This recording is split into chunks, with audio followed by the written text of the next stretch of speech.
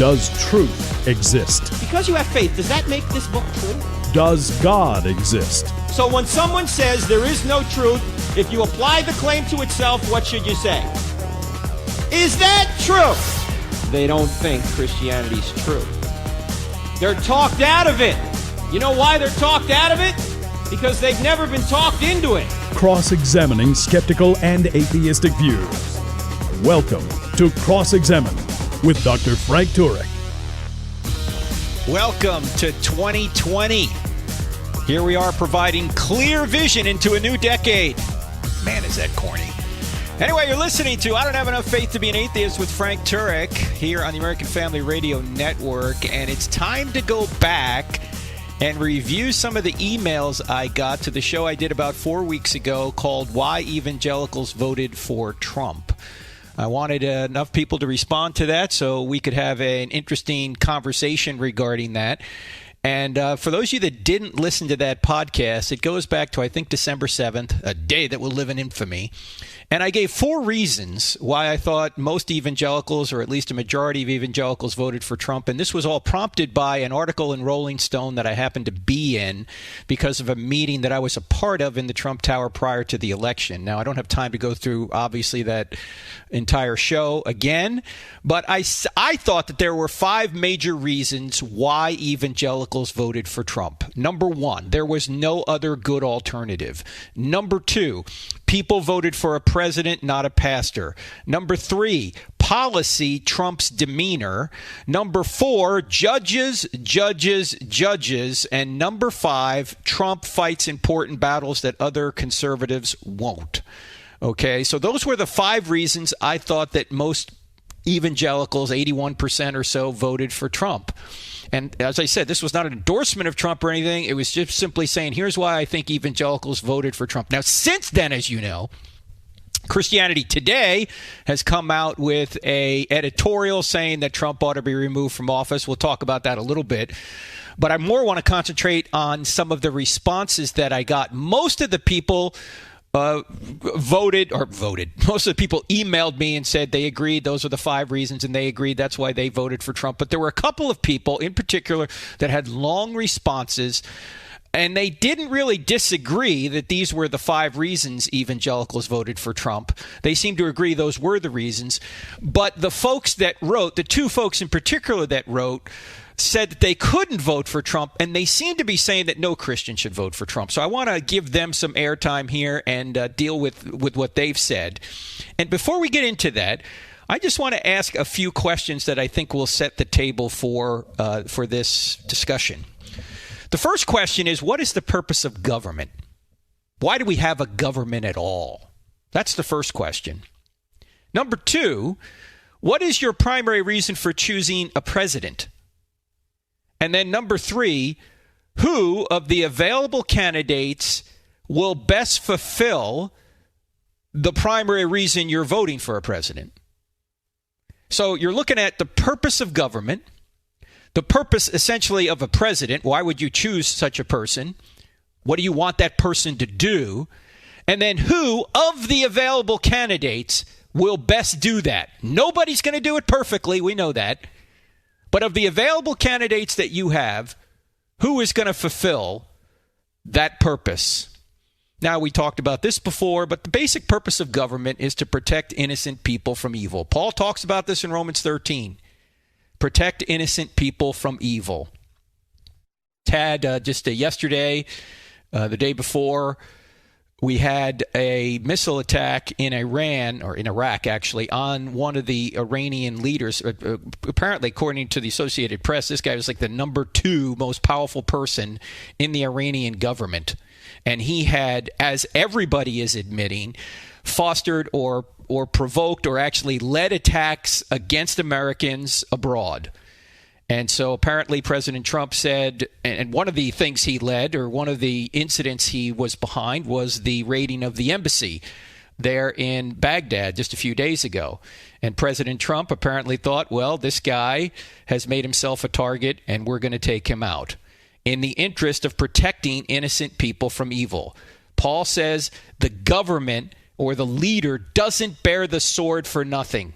In a fallen world with fallen people, sometimes force is going to be necessary, and there are times when that is necessary to protect innocent people from evil. So that's the main reason we have a government, to protect innocent people from evil. As James Madison famously said, if men were angels, no government would be necessary. That's the reason we have governments. Anarchy is not a good solution or a good alternative to government. And I've asked this question of you guys before. Just a thought experiment. If the police were to say that tomorrow, for 24 hours, there will be no prosecution of any crime, you can do whatever you want and you will never be prosecuted for it, would the Lexus dealer survive? Would Best Buy survive? Would you survive? Somebody had a grudge against you and wanted to kill you and get you out of their way, they could do so in that 24 hours. How many people would be murdered, raped, killed? How many homes would be burglarized? How many dealerships would be vandalized? It would be chaos. So we need government. That's the purpose of government. Now, why do we choose a president? Well, primarily to fulfill those duties, to execute the laws duly passed. He's the executive. He is the executive of the nation, so he is supposed to have an administration that executes the laws that have been passed by Congress and signed by the president. Or if they've been passed by Congress and vetoed by the president and Congress has overridden them, he's still obligated to execute those laws. That's why we have a president.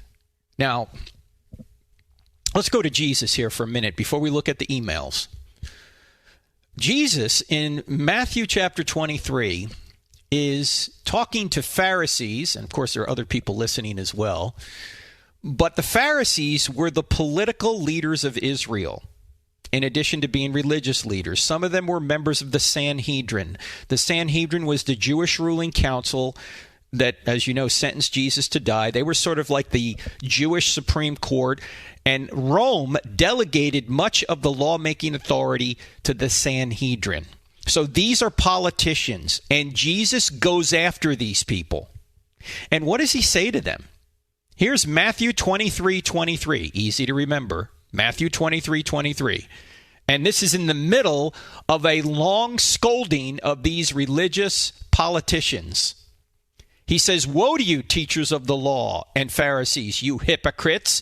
You give 1/10 of your spices, mint, dill, and cumin, but you've neglected the more important matters of the law, justice, mercy, and faithfulness. You should have practiced the latter without neglecting the former, you blind guides. You strain out a gnat, but swallow a camel." What's Jesus' rebuke to these politicians?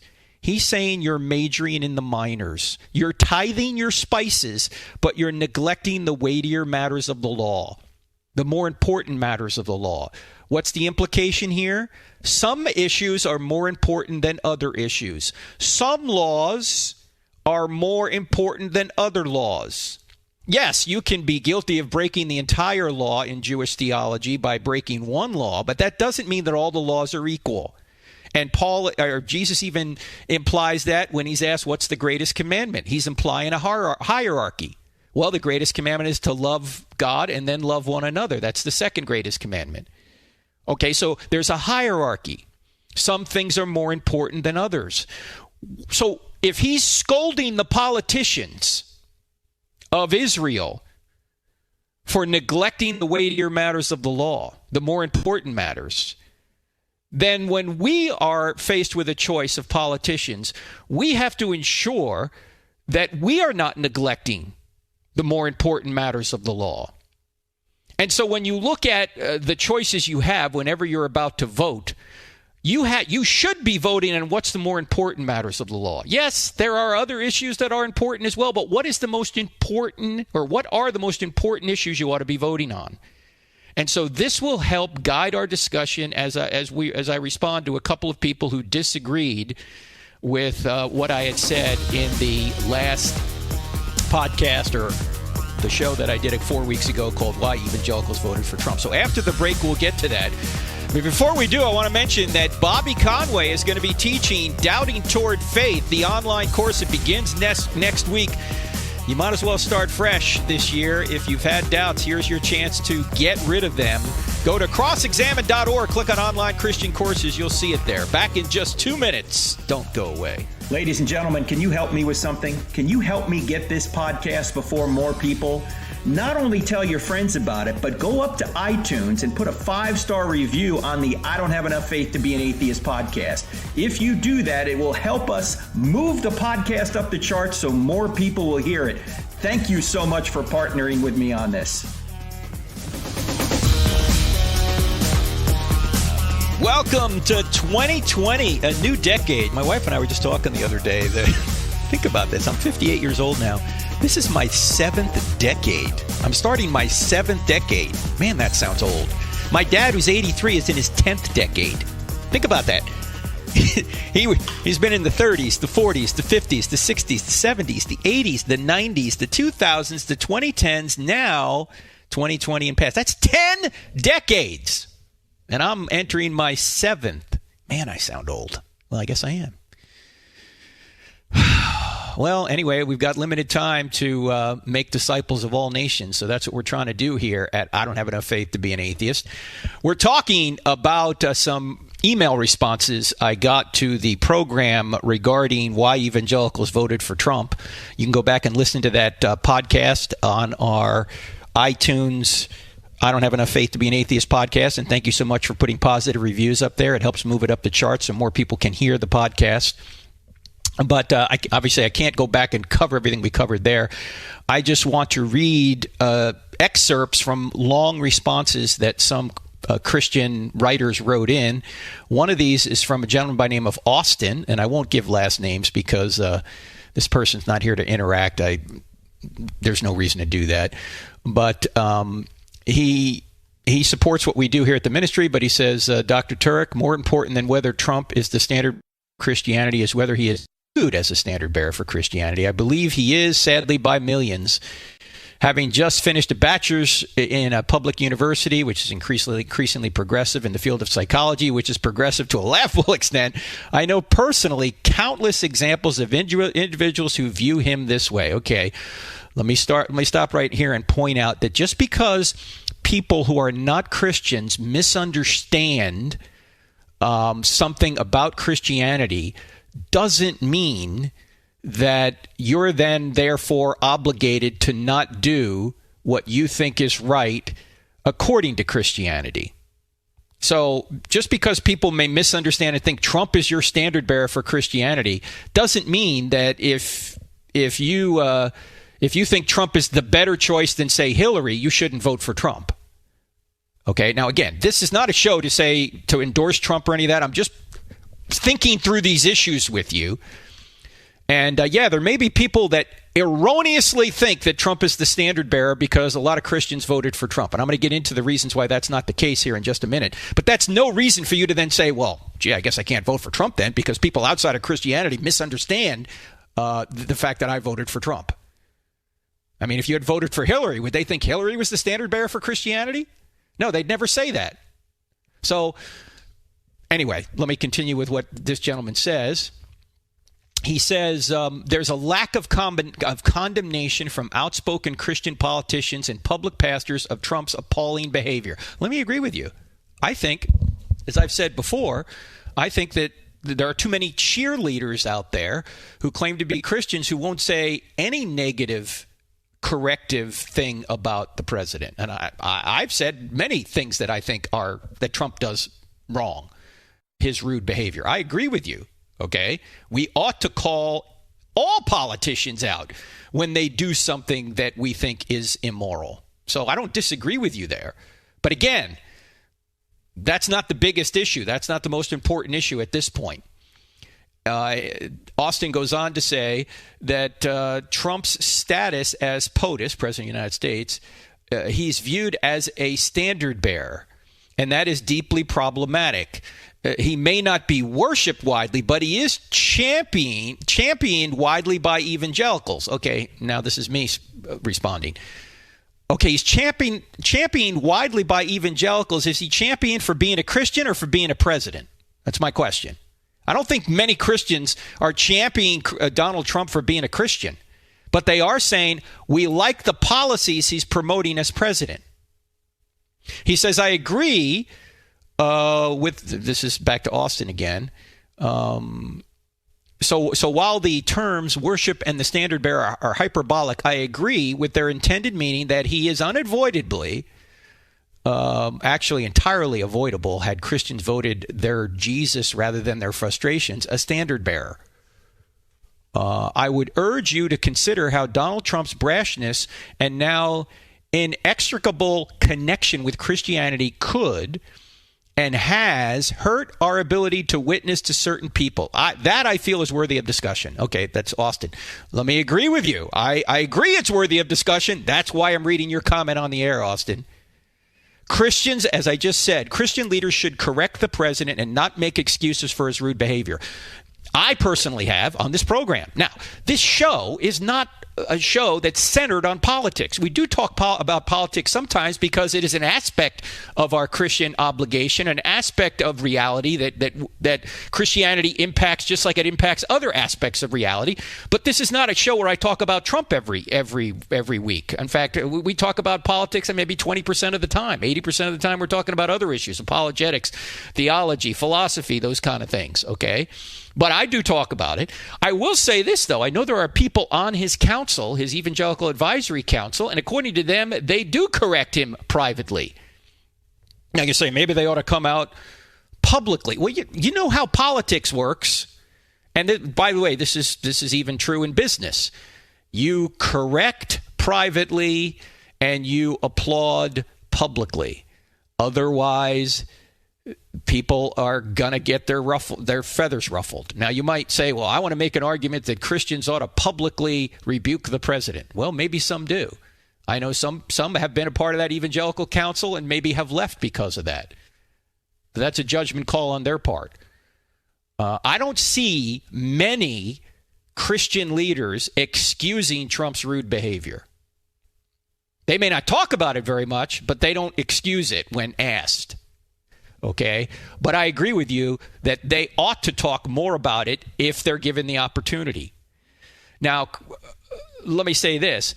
When a Christian chooses Donald Trump for president over Hillary Clinton or any of the current Democratic candidates, because actually they've all gone further left than Hillary Clinton since 2016. When a Christian chooses Trump over those people for president, the Christian is not saying that Trump is my standard bearer for Christianity. Just because the media insists that's the truth doesn't mean it is.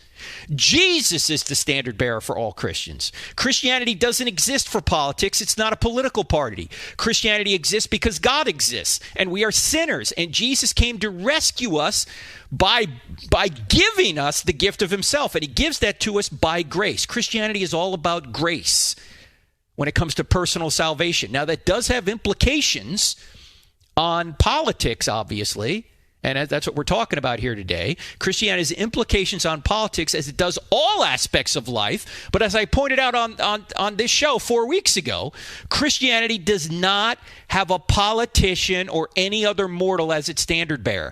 Jesus is our standard bearer. Even if the media tries to claim, oh, no, he's your standard bearer. No, he's not. He may be our president, but he's not our standard bearer for Christian behavior. Choosing Trump for president doesn't make Trump a standard bearer for Christianity any more than choosing Hillary for president makes her a standard bearer for Christianity. Choosing Trump for president doesn't make Trump a standard bearer for Christianity any more than choosing an Amazon product makes Jeff Bezos a standard for Christianity. When you're choosing a president, among the limited options you have, you're not choosing a missionary, you're not choosing a Bible teacher, you're not choosing a pastor, you're not choosing a pope, you're choosing a president whose main job is to advocate for policies that protect innocent people from evil and to promote the common good. That's the purpose of government. That's why we started out with those questions. What is the purpose of government? And why would you choose a president? What is the main reason you're choosing a president? Again, the primary reason you select a president is for his policies, not his personality. His policies, not his demeanor. Now, as I've mentioned before, I personally give Trump an A- on policy and a D on demeanor. His Democratic opponents, with their anti-life, anti-marriage, anti-religious freedom, anti-national security, open borders policies, and, of course, their anti-prosperity socialist agenda, which hasn't worked anywhere in the world because it misunderstands human nature, With all of those policies they support, in my view, they get an F on policy. So it doesn't matter how good their demeanor is. You can have great demeanor, but if the primary reason you're putting a president into office is for policy reasons, then the demeanor doesn't overwhelm that. Now, I've also said this many times, that I want a president to be good on policy and good on demeanor. And I think Trump's demeanor contributes to the coarseness of our culture. And Christian leaders, again, should correct him on that. But if I can only have one, if it's a choice between policy and a choice between demeanor, policy trumps demeanor. You choose a president primarily for his policies. That's his constitutionally ordained role. He's going to implement policies and support policies, support and implement, and that's why you put him in there. It goes back to what I mentioned on the program 4 weeks ago. When you choose a surgeon, why are you primarily choosing a surgeon? You're choosing a surgeon because of the surgery he does. Now, if you have a surgeon who has a great demeanor, but he's not really a good surgeon, are you going to choose him over a surgeon that is a great surgeon but has a bad demeanor, a bad bedside manner? No, you're obviously going to go with the good surgeon. You hope your surgeon has both, but if he doesn't, you're there for the surgery, not because he pats your hand before he cuts you open. So, again, don't get me wrong. I wish we had both in one guy. At this point, we don't. We don't have both. This goes back to Jesus' saying, where he says you've neglected the more important matters of the law. If you're going to vote for a guy based on his personality rather than his policies, you're neglecting the more important matters of the law. Do you know you have people in this country telling us what light bulbs we should and shouldn't use, but they won't tell us don't kill our children, either inside the womb or even now as soon as the baby is born outside the womb? These people are neglecting the more important matters of the law when they tell us what light bulbs to use. But they're allowing us to kill our children. And they're even using government funds to kill our children. Now, this even came out in the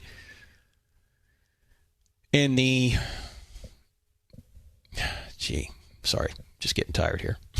When it comes out in the Christianity Today editorial, if you haven't read it, you should go read it. It's very well written by Mark Galli. He's the editor over there. Now, there's been a big controversy over this whole thing. I will say it's well written. I will say it was a bold move. I don't agree with it, but he gave his opinion. Okay, I can respect that. And here's what he says right in the middle of this Christianity Today article. He says, can we say with a straight face that abortion is a great evil that cannot be tolerated, and with the same straight face say that the bent and broken character of our nation's leader doesn't really matter in the end? Well, I'm going to respond to that right after the break. You're listening to I Don't Have Enough Faith to Be an Atheist with Frank Turek right here in the American Family Radio Network. Our website, crossexamined.org. Our app, 2 words in the App Store, Cross Examined. Our YouTube channel, Cross Examined. Sign up for it. Back in 2. If you find value in the content of this podcast, don't forget to follow us on Instagram, Facebook, and Twitter. Join our online community to have great conversations, grow in your knowledge of God, and become a better defender of the Christian faith. Also, don't forget to subscribe to our YouTube channel, where we have hundreds of videos and over 100,000 subscribers that are part of our online family. Find us by searching for Frank Turek or Cross Examine in the search bar. You can find many more resources like articles, online courses, free downloadable materials, event calendars, and more at crossexamined.org.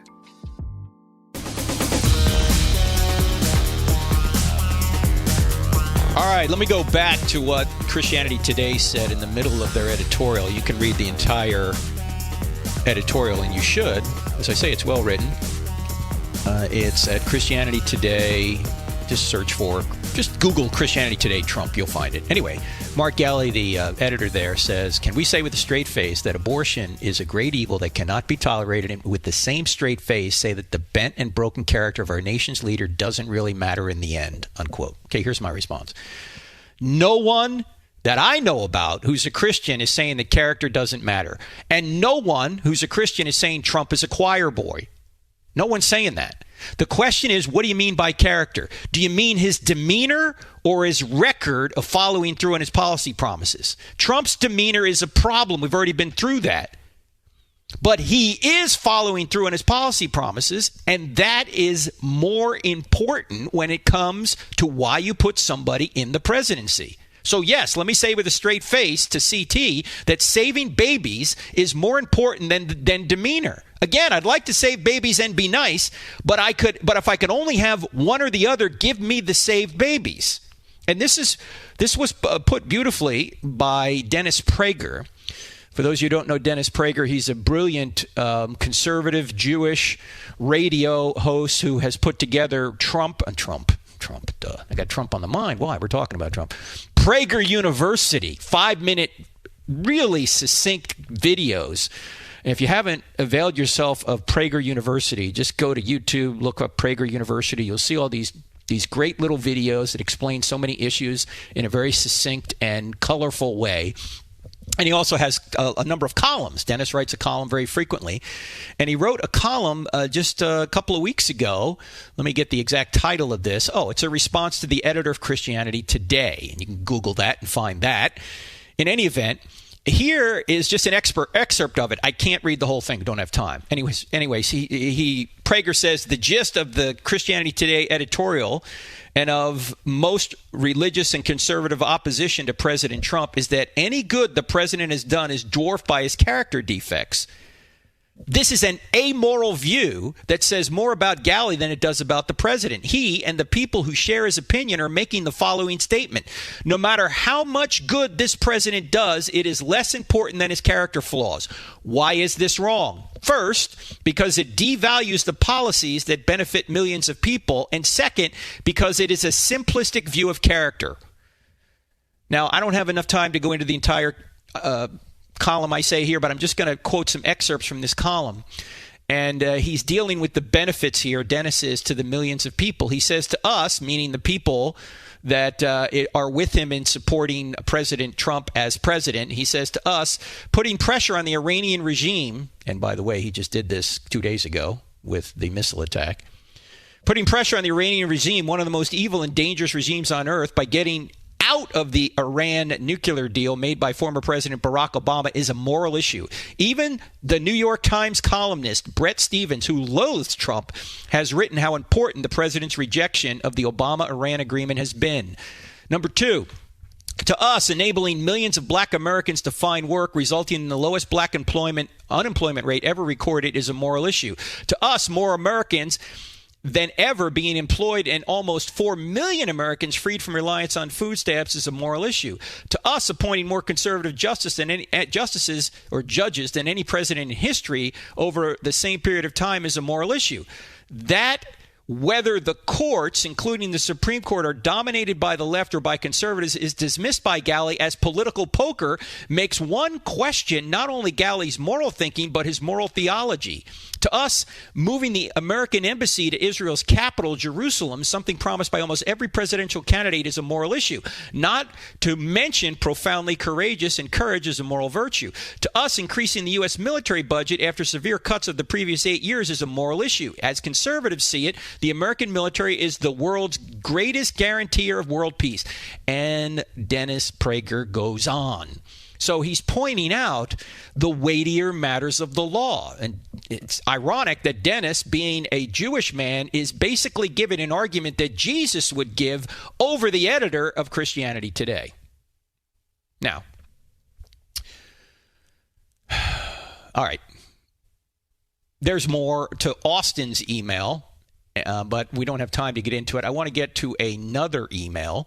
And before I do, I want to remind you that if you have doubts about Christianity, then Bobby Conway, who has written Doubting Toward Faith and is the leader of the 1 Minute Apologist, is starting a new course this week called Doubting Toward Faith. You can take it anytime you want if you just take the basic course. But if you want to be live on Zoom video asking questions of Bobby directly, Dr. Bobby Conway. You need to sign up for the premium version, and you can sign up anytime during this coming week, but sign up soon for Doubting Toward Faith. He'll tell you not just the intellectual reasons why you ought not doubt, but also help you through the emotional reasons you may be doubting. And then a couple of weeks after that, we have the textual criticism course with Dr. Dan Wallace from Dallas Theological Seminary, one of the top manuscript scholars in the world. And again, you can be live on Zoom video asking him questions. The biblical criticism or textual criticism course is available.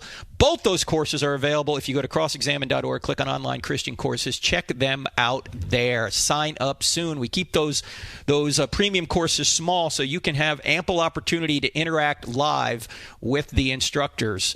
And these are some of the best instructors in the world. All right, let me go to Bruce, who writes from Utah.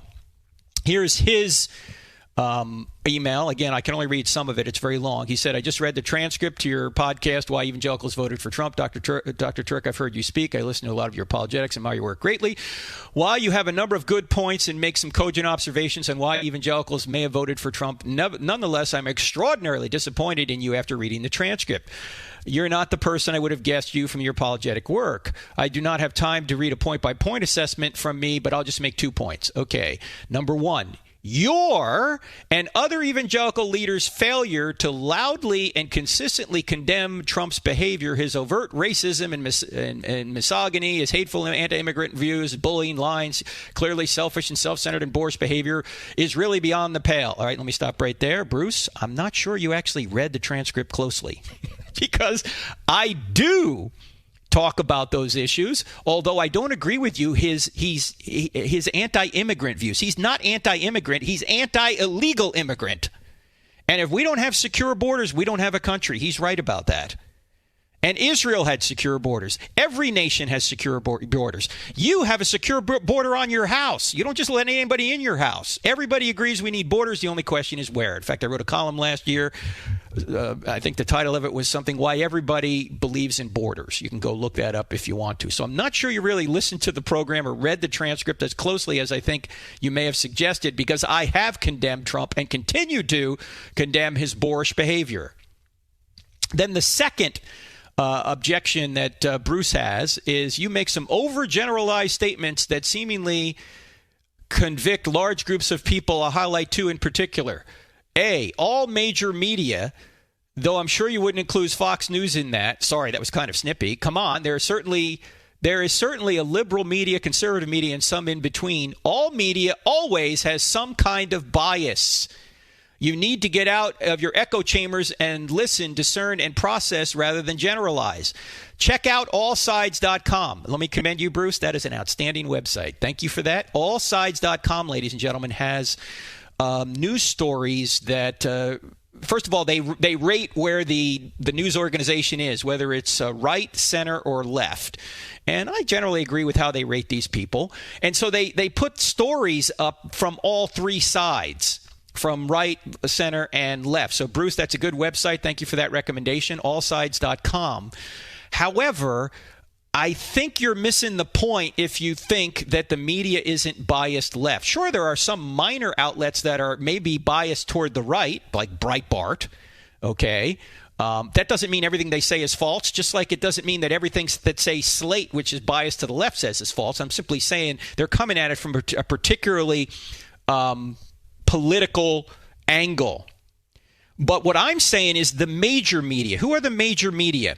ABC, CBS, NBC, PBS, the New York Times, the Washington Post.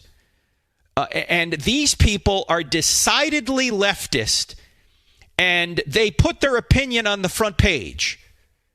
As Cal Thomas has famously said, every day I read the Bible and the New York Times just to see what both sides are doing. And if you think that there is not a liberal bias in the major media, you haven't been paying close attention.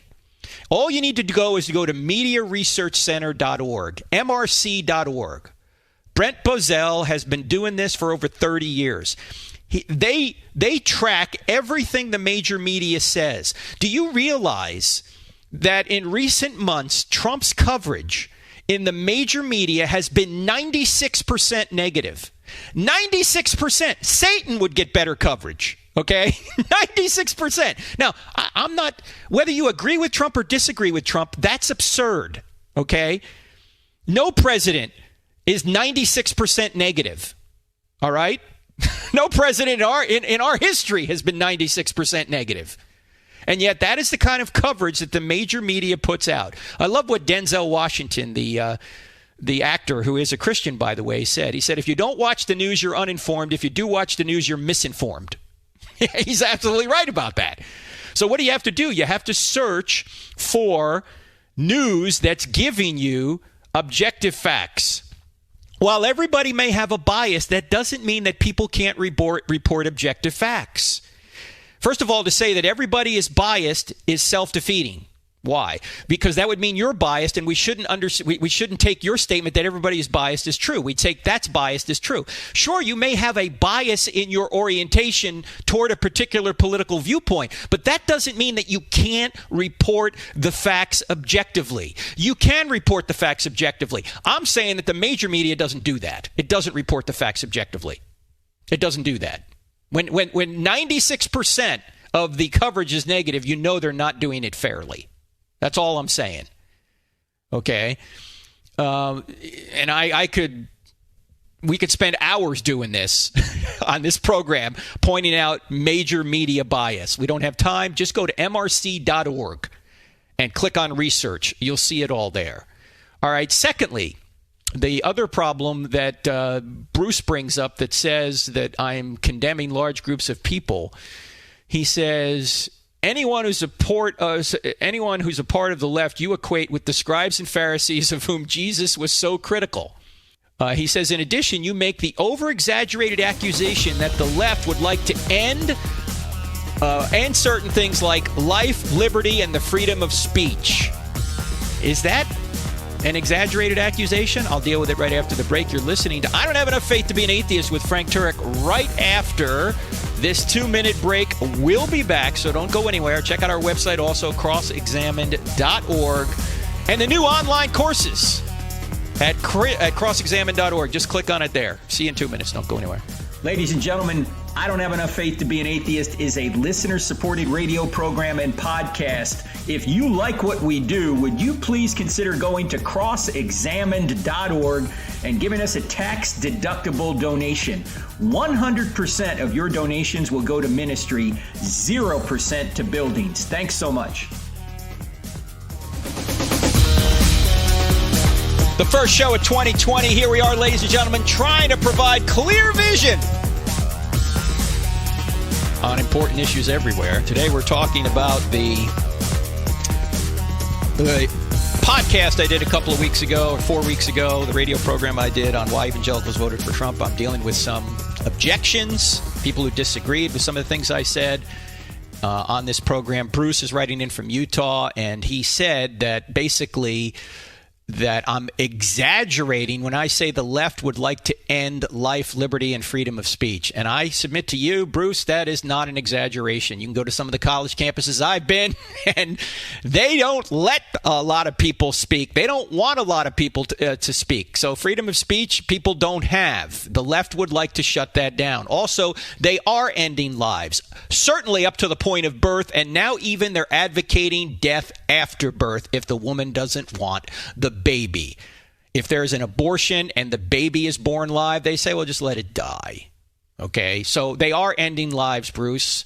They are ending liberty and freedom of speech, and certainly freedom of religion. You can just ask Jack Phillips, Barronelle Stutzman, Aaron and Melissa Klein, Elaine Photography. These are all florists, bakers, photographers who have been put out of business or almost put out of business by the people who say they're fighting for tolerance.